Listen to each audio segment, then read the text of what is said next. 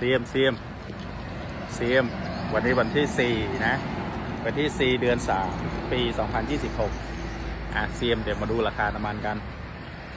บอกว่าได้นอน CM มาเมื่อแต่หลายสั่งสกไม้เยอะติ๊กนะแล้วลือท่าราคาไทยโดยเกชรูจะบอกได้เลยนะเรื่องสั่งเรื่องถ้าใครอัดเมียนสั่งเปล่าอัดเมียนใส่นาในตาแล้วมาหานี่ปั๊มกระสั่งเนื้อตาม